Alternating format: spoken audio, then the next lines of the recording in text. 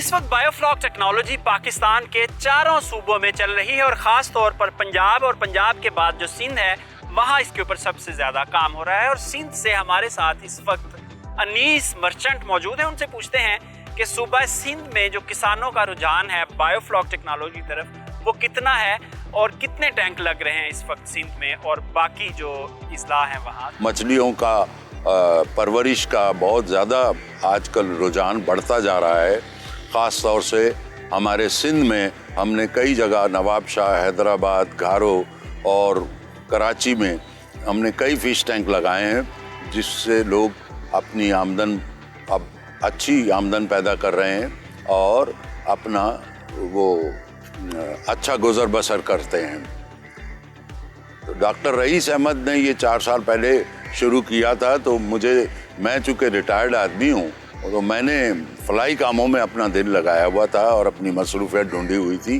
फिर जब मुझे डॉक्टर रईस का ये बायोफ्लॉक टेक्नोलॉजीज़ मिला, मैंने देखा कि ये भी एक फलाई का काम भी है और भलाई का काम भी है और लोग घर बैठे बैठे अपनी आमदन बढ़ा सकते हैं और ये बहुत आसान तरीके से शुरू हो जाता है और बहुत ही अच्छा पेएबल बिजनेस है। इस कारोबार में सारा काम नकद है, उधार कुछ भी नहीं है।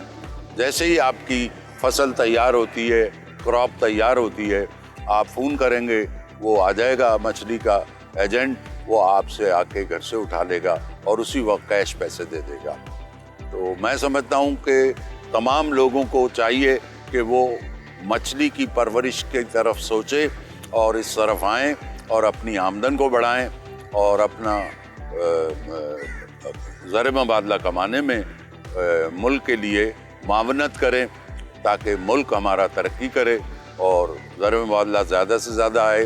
अनीस साहब ये बताएं कि इस वक्त पाकिस्तान में जो सबसे बेहतरीन बायोफ्लॉक के टैंक लगाने वाली कंपनी है वो कौन सी है और वो दूसरों से क्यों मुनफरिद है? मैं समझता हूँ कि पाकिस्तान में हमारी कंपनी जो स्मार्ट बायोफ्लॉक टेक्नोलॉजी है ये वाहिद कंपनी है जो गवर्नमेंट से रजिस्टर्ड है, अप्रूव्ड है और फिशरीज डिपार्टमेंट में इसका नाम है। और हमने कई कामयाब प्रोजेक्ट लगाए हैं पंजाब में, कश्मीर में और सरहद में, इधर सिंध बलूचिस्तान में भी हमने बहुत सारे फिश टैंक लगाए, कामयाब हैं।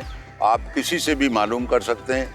और हमारे माहिरीन जो हैं वो चाइनीज़ टेक्नोलॉजी इस्तेमाल करते हैं। ये पूरी टेक्नोलॉजी चाइनीज़ की है, ये नई टेक्नोलॉजी है और नया फार्मर सबसे पहले अगर वो कोशिश करे, हमसे रब्ता करे, हमसे बेहतर कोई सर्विस दे नहीं सकता और ना दे रहा है और सबसे ज़्यादा हमारी कारकर्दगी अब तक सबके सामने है। अनीस साहब आपके तजुर्बे के मुताबिक क्या ये कारोबार मुनाफा बख्श है या फिर नुकसान का भी खदशा होता है? बायोफ्लॉक के बारे में लोगों के बहुत अच्छे रिमार्क्स हैं।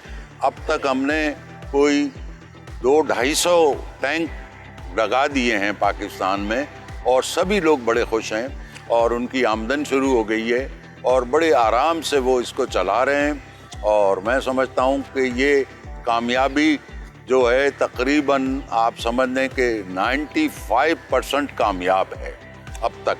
यानी कि हमने 200-250 टैंक लगाए हैं जिसमें से 95% बिल्कुल कामयाब हैं।